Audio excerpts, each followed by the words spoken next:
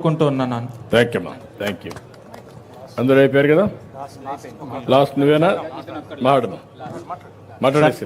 Sir నా పేరు Sai Prasad sir, వాళ్ళ పక్కనే చిన్నమండే మండలం. నేను సాఫ్ట్వేర్ ఇండస్ట్రీలో లాస్ట్ 4 years నుండి వర్క్ చేస్తున్నాను. ఈ క్యాప్జెమినీలో వర్క్ చేస్తున్నాను సార్. పర్ మంత్ 90,000 వస్తుంది. Thank you. ఇప్పుడు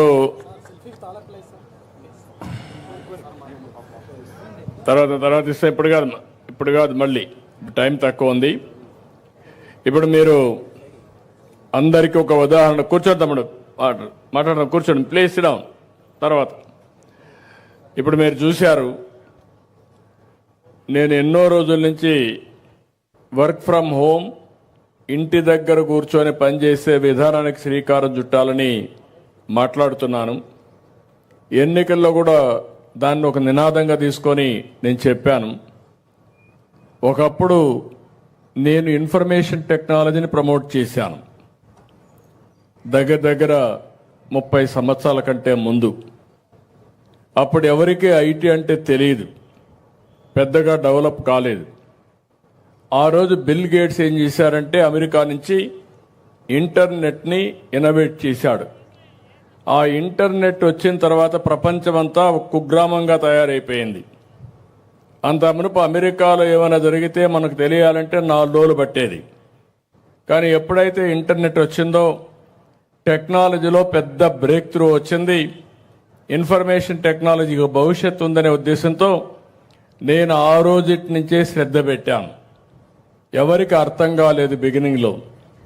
ఆ రోజు ఒక హైటెక్ సిటీ కట్టాలంటే చాలా శ్రమ పడ్డాను, అనేక మీటింగ్లు పెట్టాను. ఇప్పుడు ఏ విధంగా అయితే ఐటీ ప్రొఫెషనల్స్ అంతా పనిచేస్తున్నారో వీళ్ళందరూ ఐడియాస్ తీసుకున్నట్టు 4-5 మీటింగ్లు పెట్టి ఏం చేస్తే బాగుంటుంది అనుకుంటే ముందు హైటెక్ టవర్ కట్టాం. ఆ హైటెక్ టవర్ కట్టిన తర్వాత ఇలాంటి పిల్లలందరూ చూసిన తర్వాత మేం కూడా ఐటీ చదువుకోవాలి, ఐటీ ఉద్యోగం చేయాలనే ఆశ పుట్టింది. దానిపైన నేను అమెరికాకి వెళ్ళి అనేక కంపెనీలకు అందరికి చెప్పి 15 రోజులు ఫైల్స్ మోసుకొని అమెరికాలో అన్ని కంపెనీలకు వెళ్ళి ఇండియాకి రండి, మా కుర్రాళ్ళు ఉన్నారు, బ్రహ్మాండంగా పనిచేస్తారని చెప్పి ప్రమోట్ చేశాను.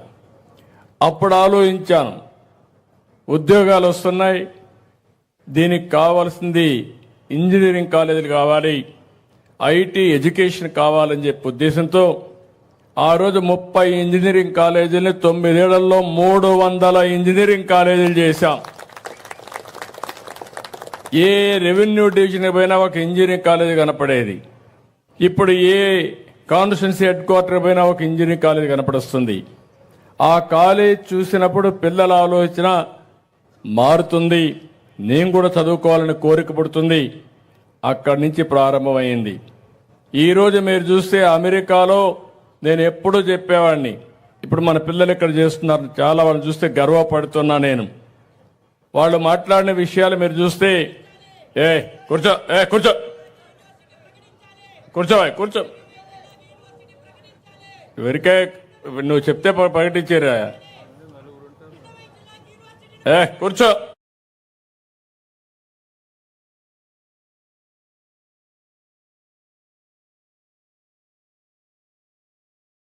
ఉండే కుర్రాళ్ళు ఉన్నారు, కొంతమంది చెడగొడతా ఉంటారు.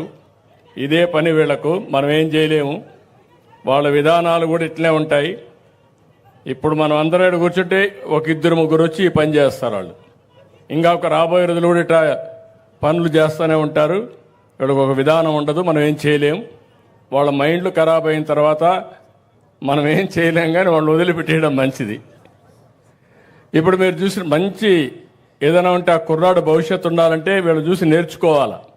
పోకిరోడ్డు వారికి తిరిగితే లాభం ఏంటి, ఏమొస్తుంది అతనికి? వీళ్ళు ఇంటికాడ కూర్చొని ఒక 20,000-50,000 ఇంటిని సంపాదిస్తారు, తల్లిదండ్రులు చూసుకుంటున్నారు. మీరు కూడా ఆ పని చేస్తే సంతోషపడేవాడిని.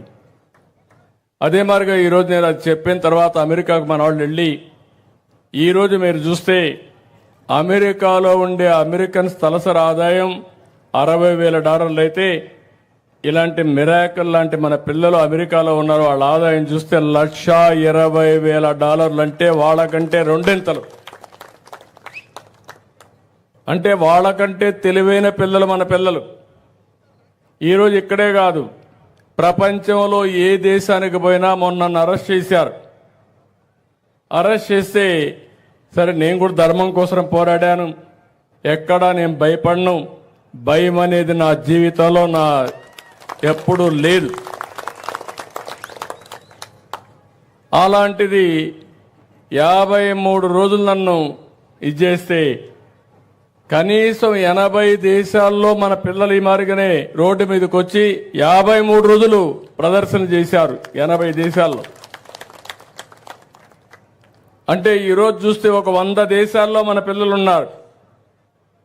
ఇప్పుడు నేను వర్క్ ఫ్రమ్ హోమ్ ఎవరున్నారంటే రమ్మంటే అందరూ వచ్చారు. రేపు మీరు ఏ దేశానికి పోయి బాగా బిల్డింగ్లు ఉండే దేశం, బాగా అభివృద్ధి అయినటువంటి కాలనీకి పోతే అందులో తెలుగు వాళ్ళు ఉంటారు, భారతీయులు ఉంటారు. అది మన సత్తా ఈరోజు. అయితే అక్కడ ఇవన్నీ వచ్చినప్పుడు ఇక్కడ ఎందుకు తయారు చేయలేమనేది నా పట్టుదల. అందుకే నేను మీ అందరికి హామీ ఇస్తున్న, పిల్లలు వర్క్ ఫ్రమ్ హోమ్ పనిచేస్తున్నారు. అయితే మీకు ఒక స్టేజ్ వచ్చిన తర్వాత బోర్ కొడుతుంది, మెషిన్తోనే కూర్చోలేరు, కాబట్టి కొంచెం సోషల్ లైఫ్ కూడా ఉండాలి. అందుకే ఆలోచిస్తున్నా, వర్క్ ఫ్రమ్ హోమ్ని నైబర్హుడ్ హోమ్గా చేసి ఒక 5 మంది 10 మంది కూర్చునే ప్లేస్ కానీ, అదే మరి ఇంకొక పక్కన వర్క్ స్టేషన్స్ క్రియేట్ చేసి, ఇప్పుడు సంబేపల్లి ఉంది, సంబేపల్లిలో ఒక వర్క్ స్టేషన్, ఒక టెక్ టవర్ ఒకటి కడతాం, దాన్ని వేరే వాళ్ళు మేనేజ్ చేయమంటాం. మీరు పనిచేస్తూ స్కిల్ డెవలప్మెంట్ నేర్చుకుంటారు, లేటెస్ట్ టెక్నాలజీ నేర్చుకుంటారు. దానివల్ల మీరు రాను మీ ఆదాయం పెరిగే అవకాశం వస్తుంది. అదే మాదిరిగా కడప లాంటి దగ్గర ఇంకా ఎక్కువగా కో వర్కింగ్ స్పేస్ క్రియేట్ చేస్తాం. అంటే కంపెనీలు వచ్చి వాళ్లే రన్ చేసుకున్నట్టుగా. ఇంకా అవసరమైతే జీసీసీకి కూడా ప్రాధాన్యత ఇస్తున్నాను.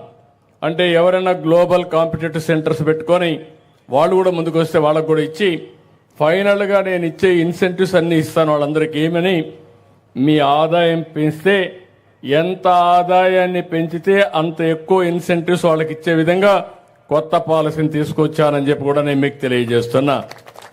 ఎందుకంటే మామూలుగా నాలెడ్జ్ ఉంది, తెలివితేటలున్నాయి, సానా పెడితే ఈ పిల్లలు ప్రపంచాన్ని జయించడమే కాదు, ప్రపంచంలోనే మెరుగైన కుర్రాళ్లుగా తయారయ్యే పరిస్థితి వస్తుంది. అది నా కళ, నా ఆలోచన.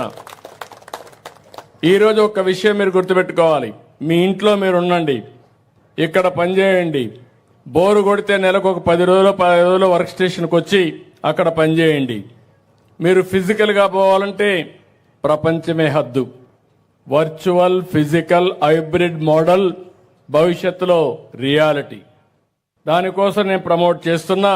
ఇంకో పక్క మీరు వ్యవసాయం చేస్తూ మీ ఇబ్బందులు చెప్పారు. నేను అందుకే నిన్న